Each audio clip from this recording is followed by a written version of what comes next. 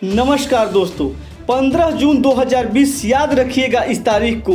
15 जून की रात जब हम अपने घरों में आराम से सो रहे थे, लद्दाख में भारत और चीन के विवाद का समाधान हम अपने अपने हिसाब से निकाल भी चुके थे। हमने चीनी ऐप अनइंस्टॉल भी कर दिया था। हमने सोशल मीडिया पर चीन को भला बुरा कह भी दिया था। यहाँ तक कि युद्ध होने की स्थिति में हमने चीन को कमज़ोर और उसे हरा भी दिया था सोशल मीडिया पे।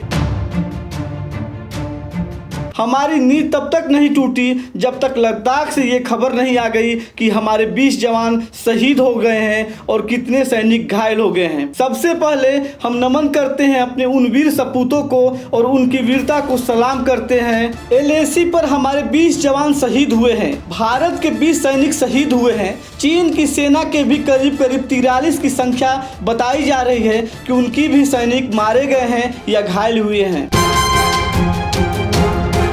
ये अभूतपूर्व स्थिति है, ऐसा पहले कभी नहीं हुआ था। भारत और चीन के रिश्तों का भविष्य आगे अब यहीं से तय होगा।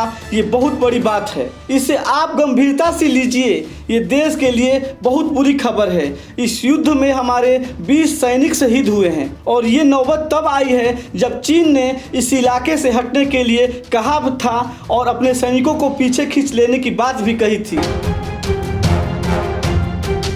चीन ने यहीं पर धोखा कर दिया और एक अस्थायी निर्माण कर दिया। जब भारत की सेना को इसके बारे में पता चला तो हमारे सैनिक इस निर्माण को तोड़ने के लिए वहां पर गए और इसी दौरान चीन के सैनिकों के साथ झड़प हो गई। वहां चीनी सैनिक पहले से ही पूरी तैयारी के साथ बैठे थे। कांटेदार राड, डंडे, पूरी तैयारी में वो लोग पहले से ही बैठे थे। भारत की छोटी टुकड़ी भी थी। जहां ये झड़प हुई वहां 0 डिग्री का टेम्परेचर था। रास्ता भी बहुत सकरा है, फिसलन भी बहुत ज़्यादा है और नीचे गलवान नदी बहती है। उसी में हाथापाई में हमारे सैनिक फिसल के गिर गए। गलवान नदी में गिरने के कारण हमारी सेना के कई योद्धाओं की वहां पे मृत्यु हो गई। भारत की सेना और सरकार इस मामले को लेकर बहुत ही गंभीर है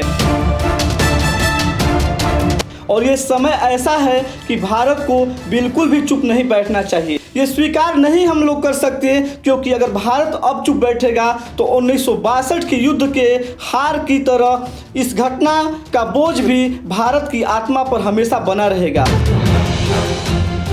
और ये भारत के 137 करोड़ लोगों के सम्मान और राष्ट्रभक्ति का सवाल है। भारत की सेना और सरकार को इस घटना के बाद चुप नहीं बैठना चाहिए, इसका मुंहतोड़ जवाब भी देना चाहिए, क्योंकि शहीदों की संख्या इतनी ज़्यादा है, नज़रअंदाज नहीं किया जा सकता। अब इसके बाद शांति की बात नहीं हो सकती। हम ये नहीं कहते कि किसी भी मसले का युद्ध समाधान है, युद्ध समाधान हो भी नहीं सकता। ये निबंध की लाइनें नहीं हैं। चीन के साथ एक सीधी लड़ाई दोनों ही देशों को सीधा नुकसान पहुंचाएगी, लेकिन ये भी नहीं हो सकता कि चीन मनमानी करता रहे और भारत अपनी शक्ति भी ना दिखाए, क्योंकि भारत अब 2020 का भारत है जो आंख से आंख मिलाकर बात करना भी जानता है और घर में घुसकर मारना भी जानता है। इसलिए भारत सरकार को इस पर जवाब देना ही चाहिए और भारतीय सेना को खुली छूट देना भी चाहिए।